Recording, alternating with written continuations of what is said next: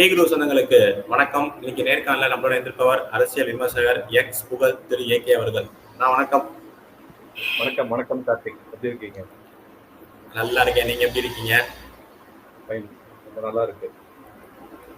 தமிழக அரசியல் ஒரு சைடு சூடு பிடிச்சு போயிட்டு இருக்கப்ப திடீர்னு மத்திய உள்துறை அமைச்சர் திரு அமித்ஷா அவர்கள் தமிழகம் மதுரைக்கு வந்திருக்காரு. எதுக்குன்னா பாஜகவோட உயர்மட்ட மைய குழு அந்த ஒரு மீட்டிங்காக வந்திருக்காங்க. இதை எப்படி பாக்குறீங்க? இதோட இந்த பயணத்தோட நோக்கம் என்ன? அமித்ஷா அவர்களோட பயணத்தோட நோக்கம் என்ன? அமித்ஷா இதுக்கு முன்னாடி வந்த போதே அந்த சூடு கிளம்பிடுச்சு. எப்பயோ இந்த தமிழக அரசியல்ல ஒரு சைடு டிஎம்கேக்கு சூடு வித் லாட் ஆஃப் ரைட்ஸ், இவங்க பண்ற கரப்ஷனு, இந்த யார் அந்த சார் கேஸோட வெர்டிக்ட்ல இருந்து நிறைய சூடு ஆப்போசிட் சைடுக்கு. இந்த சைடு சூடு பிடிக்கிறது பிகாஸ் ஆஃப் தட் கூட்டணி with ADMK and other alliances and all that stuff.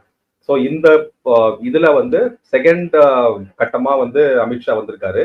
But of course அமித்ஷாவுடைய visit இதோட இன்னும் ஜாஸ்தி தான் ஆயிருக்க போகுது. அமித்ஷா மாதிரி next Nadda, Modiji and others will also come. So ஆனா இந்த பர்பஸ் ஆஃப் த விசிட் என்னன்னா ரெண்டு மெயின் விஷயங்களை பேசி தீர்க்கணும் அப்படிங்கிற விஷயம்தான். ஒன்னு, அமித்ஷா எப்பயுமே we know that he is a very conventional strategist அப்படின்னு சொல்லும் பொழுது எப்படி ஒரு தேர்தலை களம் காணி வெற்றி பெறணும் அப்படிங்கிற அந்த ஒரு வியூகம் வகுத்துறதுல அவர் சாணக்கியருங்கிறத ஒரு மாற்று கருத்தே இருக்க முடியாது. எதிர்கட்சிகளா இருந்தா கூட அந்த மாற்று கருத்து கிடையாது. ஏன்னா இவ்வளோ ஆண்டு காலமா குஜராத்ல மட்டும் இல்ல பல தேர்தல்ல சந்திச்சவர். தொடர்ந்து 2 முறை பாஜக சென்டர்ல ஆட்சி, 3வது முறை பிளஸ் 4வது முறை 5ஆம் முறை பெர்மனண்டா காங்கிரஸ் முக் பாரத் பண்ணிட்டு வரும்பொழுது ஸ்ட்ராட்டஜிஸ்ட்ல அவர் அடிச்சுக்கிறதுக்கு ஆள் கிடையாது. ஸ்ட்ராட்டஜிஸ்ட் அப்படின்னு பண்ணும்போது அமித்ஷாவுடைய ஸ்ட்ராட்டஜி எப்படின்னா மற்றவங்கள மாதிரி ஒரு மேல் பூச் பண்ணி, அதாவது இந்த மற்ற சுனில், இந்த பிரசாந்த் கிஷோர் போன்றவர்கள் பண்றதெல்லாம் ஒரு பிம்பத்தை கட்டமைச்சு அது மூலமா ஒரு நரேட்டிவை செட் பண்ணி அப்படி எடுத்துன்னு போறது. Top to bottom down approach அப்படின்னு சொல்லலாம். ஆனா கார்பரேட் ஸ்லாங்ல ஒரு ஒரு இஷ்யூவை அஜெண்டாவை வளர்த்து விட்டுட்டு அதை மீடியா வச்சு ஒரு இன்ஃபுளுன்ஸை வச்சு அதுக்கு நெக்ஸ்ட் ஸ்டேஜ்ல எடுத்துன்னு போய் கடைசியா வின் பண்ணணும் அட் அ பூத் லெவல் அப்படிங்கிறது அவங்களுடைய top to down approach. But அமித்ஷாவோட approach always bottom to up. Bottom up அப்படிங்கிறது சொல்லும் பொழுது அமித்ஷாவோட அப்ரோச் தமிழகத்துல எடுப்படுதா? நீங்க சொல்ற மாதிரியே யூபியில எடுப்படுது, நார்த்ல எடுப்படுது. எப்பவுமே இங்க ஒண்ணு சொல்லுவாங்கல்ல, எங்க வேணா இது பண்ணலாம், ஆனா தாமரை இங்க வளராதுன்னு. அவரோட ஸ்ட்ராட்டஜி நீங்க சொல்ற அந்த சாணக்கியத்தனம் தமிழகத்துல எடுபடுதா? அதெல்லாம் ஒரு மீடியா நரேட்டிவ் தான். ஸோ தமிழகம் எப்பயுமே ஒரு யூனிக், எல்லாத்துக்குமே நாங்க இது பண்ணுவோம் அப்படின்னு சொல்றதெல்லாம் ஒரு ஒரு பேச்சு பொருளா முன்னாடி இவங்க கட்டமைச்ச ஒரு பிம்பம் தான். ஏன்னா இப்ப இவங்களே நீட் எடுத்துன்னு வராங்க, இவங்களே நீட் எதிர்ப்பாங்க, இவங்களே ஹைட்ரோ கார்பனுக்கு சைன் போடுவாங்க, இவங்களே ஹைட்ரோ கார்பன் எதிர்ப்பாங்க. ஸோ இவங்களே கச்சத்தீவை தாரவாத்து கொடுப்பாங்க, இவங்களே கச்சத்தீவை மீட்கணும்னு சொல்லுவாங்கன்ற அந்த அரசியல் புரிதல் மக்கள் கிட்ட இன்னைக்கு ரொம்ப அதிகமா இருக்கு.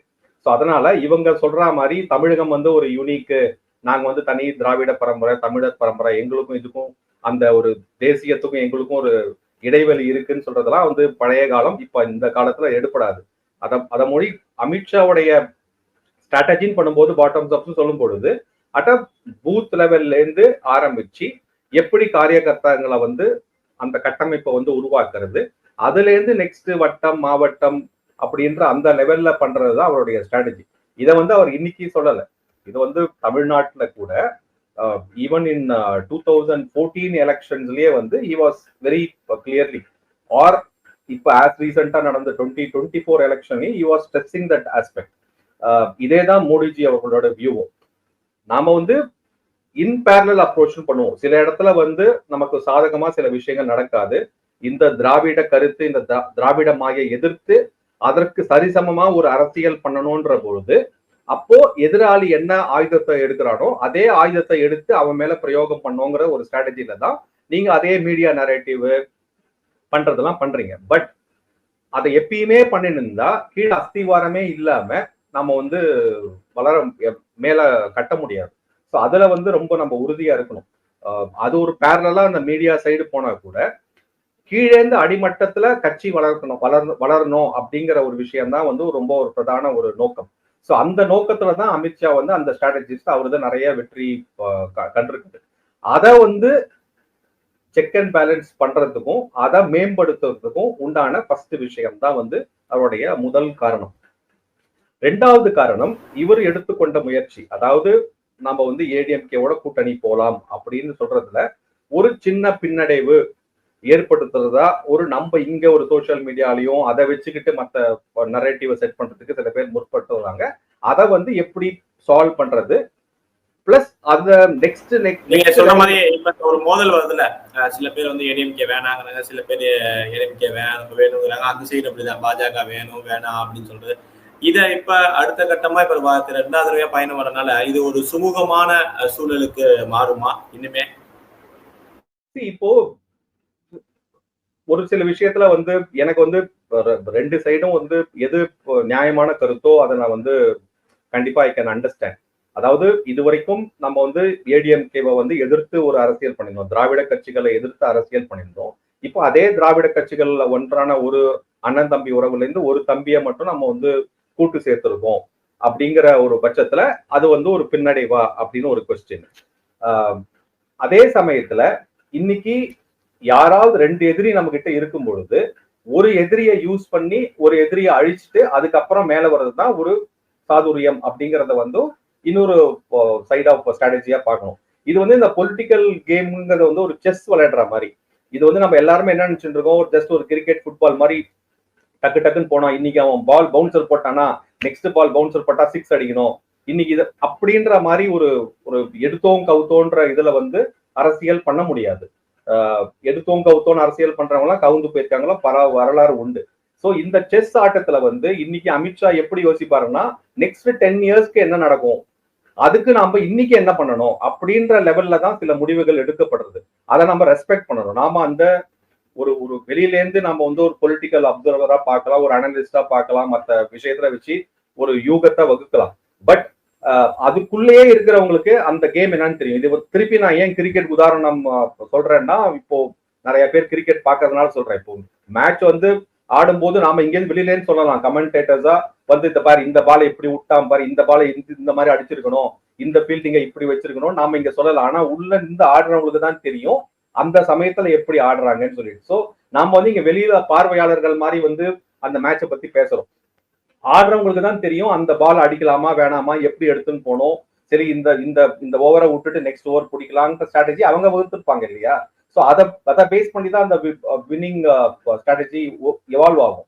ஸோ அது மாதிரி ஒரு அமித்ஷாவோ ஒரு மோடிஜியோ நட்டாவோ மற்ற தலைவர்களோ ஒரு வியூகத்தை வளர்த்து ஒரு விஷயத்தை ஆடுறாங்கன்ற பொழுது ஒரு பார்வையாளராக நம்ம விமர்சனம் இருந்தாலும் அதை வந்து நம்ம வந்து ஒரு ஒரு ரொம்ப வந்து என்ன சொல்றது, ரொம்ப ஹார்ஷாவோ ரொம்ப ரிடிகூல் பண்ற மாதிரியோ பேசும் பொழுது அதுல நான் வந்து எனக்கு மாற்று கருத்து இருக்கு. அதுதான் அமித்ஷாவை பொறுத்த வரைக்கும் அவரு செஸ் ஆடுற மாதிரி நெக்ஸ்ட் 10 இயர்ஸ்க்கு என்ன நடக்கணும்னு பாக்குறாங்க. சோ அவங்களுக்கு ஒரு கோல் இருக்கும். இன்னைக்கு ஒரு கட்சியை அழிச்சுட்டு தான் இன்னொரு கட்சியோட கூட்டணி வச்சுட்டு தான் வர முடியும். இதை வந்து ஒரு கிளாசிக் எக்ஸாம்பிளா சொல்லணும்னா நம்ம திருப்பி அந்த காஷ்மீருக்கு தான் போகணும். பிடிபி அப்படின்றது வந்து நமக்கு வந்து நமக்கும் பிஜேபிக்கும் அப்படியே 180 டிகிரிஸ் அபார்ட் கொள்கை முரண்ல. அப்படி இருக்கிற போது அந்த கட்சியோட நம்ம வந்து கூட்டணி வச்சு ஒரு ஆட்சியை அமைச்சோம். அந்த ஆட்சி அமைச்சதுனால எவ்வளவு பெனிஃபிட்ஸ் அப்படிங்கறது வந்து இந்த ஆர்டிகல் 370 அப்ளிகேஷன் எவ்வளவு சாதுரியமா பண்ணாங்கிறது வந்து ஒரு வரலாறு. ஸோ அதனால எல்லா விஷயத்தையும் நம்ம வந்து மேம்போக்கா பார்த்துட்டு நம்ம போக முடியாது. ஸோ இதுல வந்து நான் வேறுபடுறேன். நம்ம வந்து ரொம்ப உடனே நம்ம வந்து எமோஷனலா சில விஷயத்துல டீல் பண்றோம். இது மாதிரி எமோஷனலா சில விஷயத்துல டீல் பண்ணா அரசியல்ல வந்து ஒரு ஒரு பெரிய அளவுல நம்மளால வளர முடியாது. ஸோ அதனால we have to trust the leader. So மோடியோ அமித்ஷாவோ சில விஷயங்கள்ல பண்றாருன்னா உங்களுக்கு பிடிச்சா நீங்க கட்சி சார்ந்த ஆளா இருந்தா நீங்க வந்து அவர் சொல்ற மாதிரி அதுக்கு என்ன கட்சி சொல்றதோ தலைமை சொல்றதோ அது கட்டுப்படுத்தி நடத்தணும். அதுதான் வந்து ஃபர்ஸ்ட் பேசிக் டிசிப்ளினே.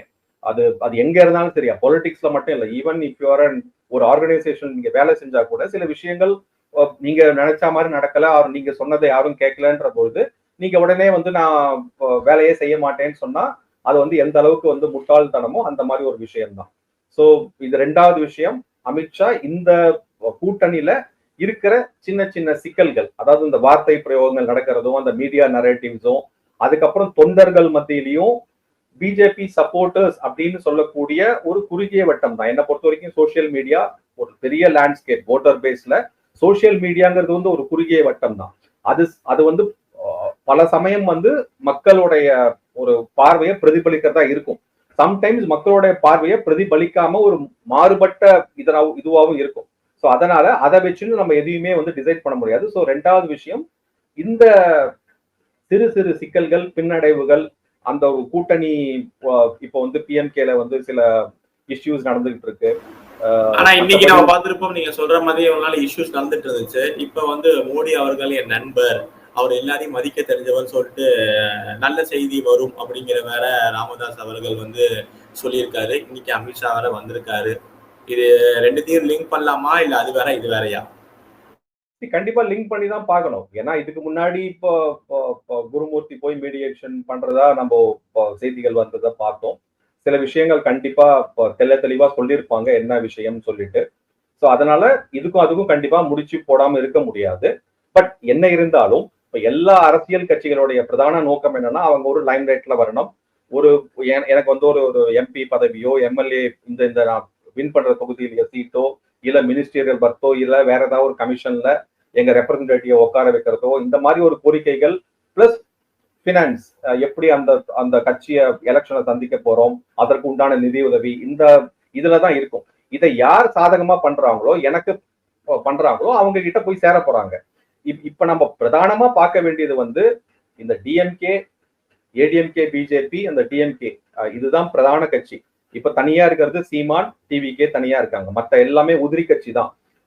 எந்த சைடு வந்து அவங்களுக்கு வந்து காத்து வீசுதோ அந்த சைடு அந்த இதுல போய் சேர்ந்துப்பாங்களே தவிர அதெல்லாம் ஒரு பெரிய ஒரு பொருட்டா நம்ம எடுத்துக்கிட்டு பண்ண முடியாது.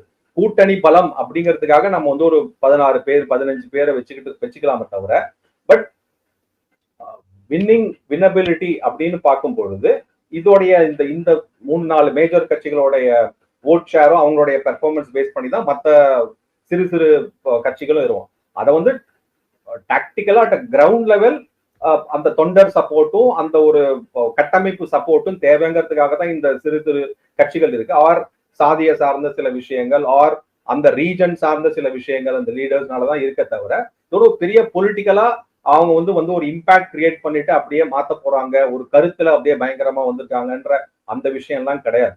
ஸோ அதனால இவங்க தான் இம்பார்ட்டன்ட். பிஎம்கேவை பொறுத்த வரைக்கும் S it's an active party, இவ்வளவு வருஷமா இருந்திருக்காங்க. உள்ளுக்குள்ள ஒரு உரசல் பிரிவு பிட்வீன் ஃபாதர் அண்ட் சன், அதை வந்து அவங்க சால்வ் பண்ணிப்பாங்க. இதுல யாருக்கு வந்து லாபம், எதனால யாரோட சேர்ந்தா லாபம் அப்படிங்கிறது தான். ஸோ அந்த ப்ராமிஸ் கண்டிப்பா கொடுத்துருப்பாங்க. பிஎம்கேக்கு எவ்வளவு கட்சி, என்ன தொகுதி, என்ன விஷயம் சொல்லி கொடுத்துருப்பாங்க. அதனால எனக்கு தெரிஞ்சு ஒரு விஷயமும் நான் பெருசா ஆக போறது இல்லைங்க. இதெல்லாம் நடந்தது. இதே மாதிரிதான் வந்து டிஎம்கே அலையன்ஸ் ஏன் நம்ம பேசுறதுனா அங்கே நரேட்டிவ் தான். இங்க தோழமை சுட்டுதல் பண்றாங்க, இவங்க கட்சியிலே இருக்கிற யூனியன்ஸ் வந்து அந்த ரீசெண்டா நடந்த அந்த இஷ்யூஸ்ல வந்து போராட்டம் பண்றாங்க. ஸோ அதெல்லாம் வந்து நம்ம எப்படி எடுத்துன்னு போறோம் அந்த நரேட்டிவ்ங்கிறது தான். ஸோ இதெல்லாம் நான் வந்து ஒரு பெரிய ஒரு விஷயமா பார்க்க மாட்டேன். இதுதான் போற வழியில சின்ன சின்ன சலசலப்பு, அது பாட்டு போயிட்டே இருக்கும், அவ்வளவுதான். பட் இந்த 2 விஷயம் தான் பிரதான விஷயம். அடுத்தது பாஜக தலைவரா தொடர்ந்து வந்து அண்ணாமலை அவர்களுக்கு வந்து நாட்கள் ஆயிடுச்சு, இன்னும் எந்த ஒரு பொறுப்புமே கொடுக்கப்படல. நயனா நாகேந்திரன் அவர்கள் புதிய தலைவரா தேர்ந்தெடுக்கப்பட்டாரு. இப்ப அமித்ஷா வருகை செய்திகளை நம்ம பார்த்தோம். ரகசியமாக அண்ணாமலை அவர்களும் எல்முருகன் அவர்களும் நயனா அவர்களும் அமித்ஷா அவர்களோட சிறிய ஒரு மீட்டிங் நடந்ததாகவும் நம்ம செய்திகள்ல பார்க்கிறோம். ஏதாவது ஒரு பொறுப்பு தரத்துக்கு அண்ணாமலை அவர்களுக்கு தர வாய்ப்புகள் இருக்கா? இல்ல, வாய்ப்புகள் இருக்கான்னு கேட்கறதோட கார்த்தி, எனக்கு தெரிஞ்ச நியூஸ் என்னன்னா, ஃபர்ஸ்ட் வந்து அண்ணாமலை ஜி வந்து லீடரா அவர் வந்து போட்டி போடல. He withdraw from the race. ஆக்சுவலா ஃபர்ஸ்ட் அதுதான் வந்து எல்லாருக்கும் தெளிவா சொல்லிடுறேன் நான். ஏன் அப்படின்னா, பிகாஸ் ஏடிஎம்கேவோட அலையன்ஸ் அப்படின்னு வரும்பொழுது பர்சனலா he was not in that போர். ஸோ தலைவரா இருந்து அந்த அலையன்ஸை மேம்படுத்துறத வந்து தன்னால பண்ண முடியாதோ, ஆர் அவர் வந்து ஒரு பிளாக்கா இருப்பாரோ, ஒரு தடையா இருக்கக்கூடிய அந்த பார்வை உருவாகுமோ அப்படின்னு சொல்லிட்டு அவர் வந்து பதவி அந்த இதுல இருந்து பின்வாங்கினார். இது ஃபர்ஸ்ட் விஷயம். யாரும் அண்ணாமலையை வந்து நீங்க லீடரா இருக்கக்கூடாது, வெளியில போங்கன்னு சொல்லல. அது ஃபர்ஸ்ட் விஷயம். அதுக்கப்புறம் தான் நயினார் அப்படி யாருன்னு வரும்போது நயினார் நாகேந்திரன் சூஸ் பண்ணாங்க. ரெண்டாவது, விலகின பிறகும் அவருக்கு நிறைய சாய்ஸ் கொடுத்துருக்காங்க, அவர் எடுத்துக்கல. சென்ட்ரல் லீடர்ஷிப்ல இருக்கட்டும், இல்ல அந்த ஒரு ஒரு ஒரு நேஷனல் லெவல் கோஆர்டினேட்டர் ரோல் அப்படின்ற 2-3 இதை வந்து அவருக்கு ஆஃபர் பண்ணாங்க, அவர் எடுத்துக்கல. அவர் வந்து கிளியரா சொல்லிட்டாரு, நான் வந்து தமிழ்நாட்டை விட்டு வெளியில போக மாட்டேன், என்னுடைய களம் வந்து அரசியல் களம் வந்து தமிழ்நாடு தான், நான் வந்து தலைவர் பதியா இல்ல தவிர நான் வந்து இங்க இருக்கிற தமிழக பிஜேபி ஆட்சியில அமர வைக்கக்கூடிய எல்லா செயல்களும் செய்யறது தான் என்னுடைய முதல் பிரதான நோக்கம். சோ நான் இங்கே இருந்தா என் அரசியலை ஃபர்ஸ்ட் பண்ணுவேன், நான் இப்போதைக்கு தேசிய இதுக்கு வரல அப்படிங்கிறது அவருடைய ஸ்டாண்ட்ஸ். Again அண்ணாமலையோடைய stands. இப்பயும் அவருக்கு வந்து ஆப்ஷன்ஸ் நிறைய ஓப்பனா இருக்கு. ஸோ மேபி அவர்களுடைய ஒரு அதீத ஒரு தலைவரா அண்ணாமலையை மட்டும் பிரதானமா போக்கஸ் பண்றவங்களுக்கு வந்து அவருடைய பேக்ரவுண்ட் இது தெரியாம இருந்திருக்கலாம். பிகாஸ் ஒரு தலைவரை வந்து புறக்கணிச்சிட்டாங்க அப்படின்லாம். இது அப்படி கிடையாது. இப்போ அண்ணாமலையே வந்து ஒரு ஒரு ஒரு ஃபர்ஸ்ட் பாரதிய ஜனதா பொறுத்த வச்சுக்கும் தேசியம், கட்சி, அதுக்கப்புறம் தான் individual. So individual comes last, individual doesn't come first. அது மோடி, அமித்ஷாவா இருந்தாலும் சரி, யோகியா இருந்தாலும் சரி, நட்டாவா இருந்தாலும் சரி, எல்லாருக்குமே வந்து nation first, party next, self last அப்படிங்கிற அந்த கொள்கையில என்னைக்குமே மாற்று கருத்தே கிடையாது. அப்படி இருக்கும் பொழுது அண்ணாமலை ஜி வந்து he understands that spirit of that words. So அதனால அவர் வந்து ஒதுங்கி இருக்கார் அப்படின்னா, அவர் வந்து இங்க இருக்கிற அரசியல் களத்துல இருந்து இங்க ஒரு எம்எல்ஏல ஒரு தொகுதியில போட்டி போட்டுட்டு போய் உட்காரணும் அப்படிங்கிறது தான் அவருடைய ஸ்டாண்ட்ஸ். மினிஸ்டர் ஆகிட்டு சீஃப் மினிஸ்டர் ஆகிறது தான் அவருடைய கோல் தவிர அவர் வந்து நேஷனல் லெவலுக்கு போக வேண்டாம் அப்படிங்கறத ஒரு personal aspiration and goal. So அதனால அவர் வந்து அந்த சைடு போல. அதனால அவருக்கு கொடுப்பாங்களா இல்லையா அப்படின்ற அந்த கேள்வியே ஃபர்ஸ்ட் கிடையாது. அவருக்கு ஆஃபர் பண்ணியாச்சு, அவரு ஆஃபரை எடுத்துக்கல அப்படிங்கிறது தான் பாட்டம் லைன் ஸ்டேட்மெண்ட். நம்ம பார்த்திருப்போம், இங்க வந்து திமுக கூட்டணி வந்து இன்டாக்டா தான் இருக்கு. இங்க பாஜக அதிமுக கூட்டணி தான் கொஞ்சம் சலசலப்புங்கிறதோட இன்னும் உறுதிப்படாம இருக்கு. ஓபிஎஸ் அவர்களது, அமமுக அவர்களோடது, இது பிஎம்கேவோடது, தேமுதிக, அவங்களாம் எங்க போறாங்க, என்ன பண்ண போறாங்கிற கேள்வி வந்து பாஜக தரப்புல தான் இருக்கு. அப்படிங்கிறப்ப இதை பேசி முடிச்சுட்டு அமித்ஷா அவர்கள் போவாரா, இல்ல அது தனியா அந்த முடிவை வந்து ஏடிஎம்கே தலைமையிடம் வந்து கொடுத்துட்டு போவாங்களா?